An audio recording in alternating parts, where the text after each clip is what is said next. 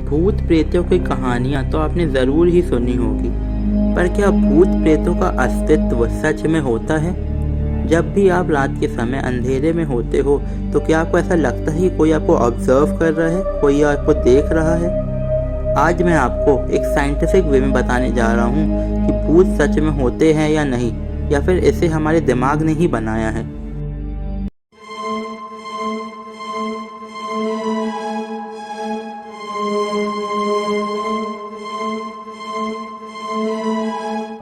पहले मैं आपको बताऊंगा कि पैरानॉर्मल इन्वेस्टिगेटर क्या मानते हैं, और फिर ये बताऊंगा कि साइंस क्या मानता है, ताकि जो लोग भूत पर यकीन करते हैं वो भी समझ सके और वो लोग भी समझ सके जो इन सब चीज़ों को नहीं मानते।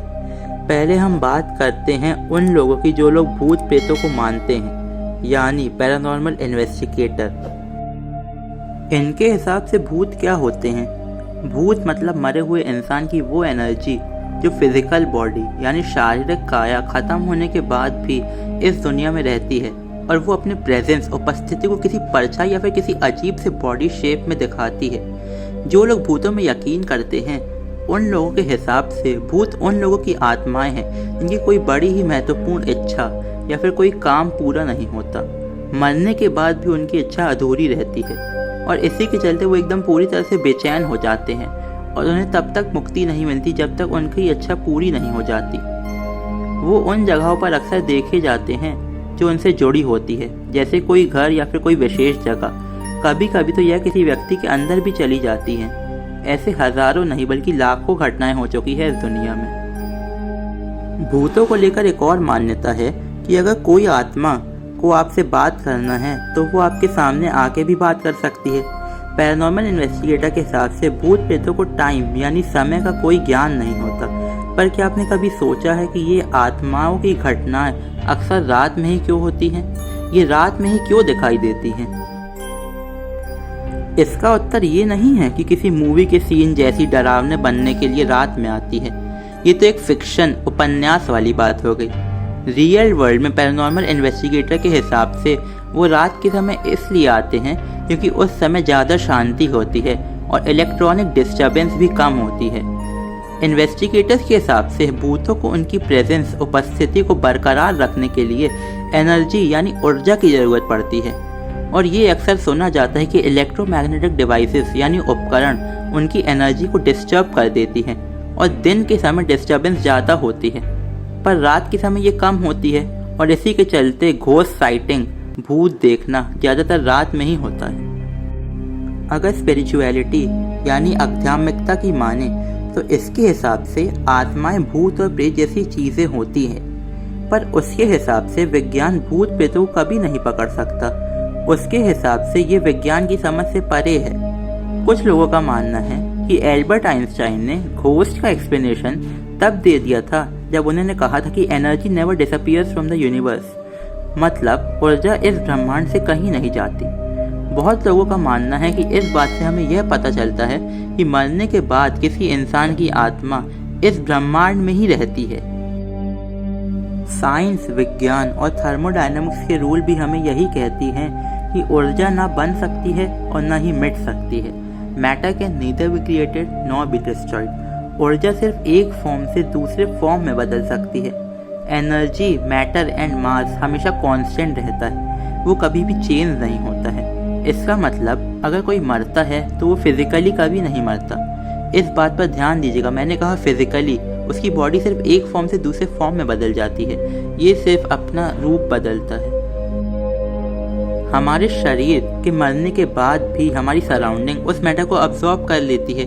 अगर किसी मरे हुए व्यक्ति की बॉडी को किसी जंगल में दफन कर दिया जाएगा तो वो डिकम्पोज होकर मिट्टी में मिल जाएगी, और वही बाद में जाके पेड़ बनेगी, और वही पेड़ को जानवर खाएंगे और उन्हें एनर्जी प्राप्त होगी। मेरे कहने का मतलब ये है कि आपकी बॉडी इस धरती को छोड़ के और कहीं नहीं जाती, पर अगर आत्मा की बात करें तो वो आखिर कहाँ जाती है? जैसा कि मैंने आपसे कहा कि विज्ञान का सबसे महत्वपूर्ण रूल ये कहता है कि energy neither be created nor be destroyed.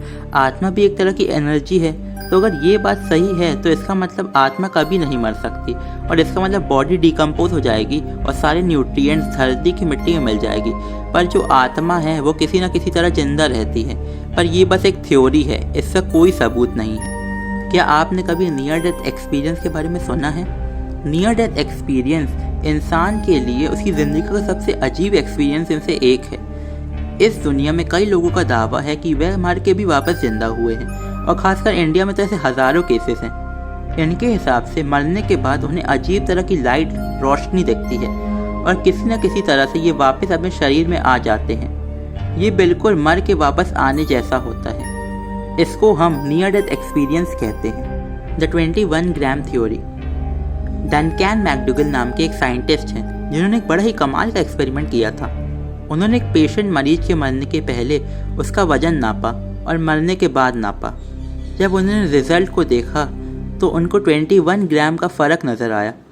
मरने के कुछ सेकंड बाद शरीर का 21 ग्राम वज़न कम हो जाता है। इससे ये पता चलता है कि आत्मा का वज़न 21 ग्राम होता है। पर लोगों को लगा कि ये थ्योरी सही नहीं है।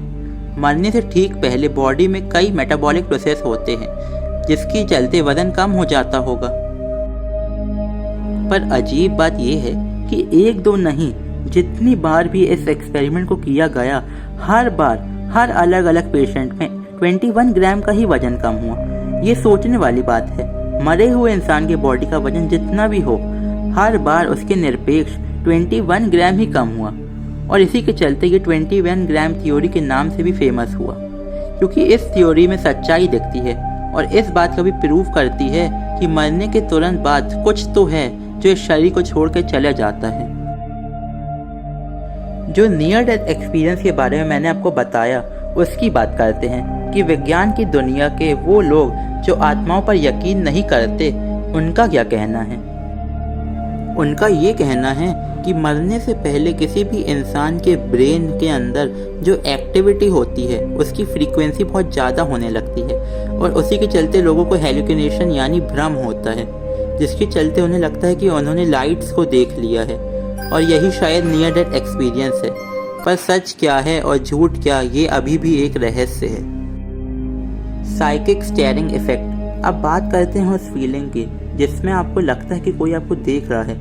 कभी कभी आपको रात के वक्त ऐसा ज़रूर लगता होगा कि आपको कोई देख रहा है। साइंटिफिक टर्म में इसे साइकिक स्टेयरिंग इफेक्ट कहते हैं। अगर डरावने घरों की बात करें तो ऐसा क्यों होता है कि घरों में ऐसे अजीब गरीब सेंसेशन होने लगती है जब भी कोई इंसान उसके अंदर जाता है। पैरानॉर्मल इन्वेस्टिगेटर की माने तो जब भी कोई बहुत बुरी इमोशनल एक्सपीरियंस के साथ मरता है तो उसकी आत्मा घर की चीज़ों जैसे फर्नीचर, दीवार और सीढ़ियों में अब्जॉर्ब हो जाती है। इसीलिए जब आप किसी डरावनी जगह पे जाओगे तो आपको बड़ा ही अजीब लगेगा और अजीब सी इमोशनल फीलिंग आएगी। Ghost sighting. दुनिया में हज़ारों लोगों का ये दावा है कि उन्होंने भूत को देखा है। आजकल जो इंटरनेट पर फोटोज़ पब्लिश की जाती है वो ज़्यादातर फेक होती है, ज़्यादातर अफवाह को फैलाने के लिए पोस्ट की जाती है। पर हम ओइजा बोर्ड की बात को गलत नहीं ठहरा सकते। ओइजा बोर्ड एक टूल है जो सुपरनैचुरल एंटिटी अस्तित्व से बात करने के लिए इस्तेमाल की जाती है। आप चाहो तो खुद एक ओइजा बोर्ड खरीद सकते हो और आत्माओं से क्वेश्चंस पूछ सकते हो, पर मैं आपको इसके लिए रिकमेंड नहीं करूँगा क्योंकि ये काफ़ी खतरनाक हो सकता है। तो कंक्लूजन ये निकलती है कि अगर साइंस की लॉज के माने तो आत्माएं होती हैं, पर साइंस के एक्सप्लेनेशन ग्रुप इसके अस्तित्व को नहीं मानती। इसके हिसाब से ये दिमाग का भ्रम है और इनकी एग्जिस्टेंस यानी वास्तविकता को साइंटिफिकली हम साबित भी नहीं कर सकते। पर पैरानॉर्मल इन्वेस्टिगेटर ये मानते हैं कि ये सच में होते हैं, और इसी के चलते दुनिया में इतने सारे पोजीशंस की घटनाएं होती हैं जिनमें आत्माएं किसी इंसान के अंदर चली जाती है। पर्सनली मैं तो उस ग्रुप का मेंबर हूँ जो ये सब मानता है, क्योंकि मैं इस लॉ पे बिलीव करता हूँ कि एनर्जी कभी मर नहीं सकती और वो किसी न किसी फॉर्म में धरती पे होती है। तो आप कौन सी ग्रुप में हो और आप क्या मानते हो? आपको क्या लगता है, क्या आत्माएं होती हैं? नीचे कमेंट बॉक्स में ज़रूर लिखिएगा।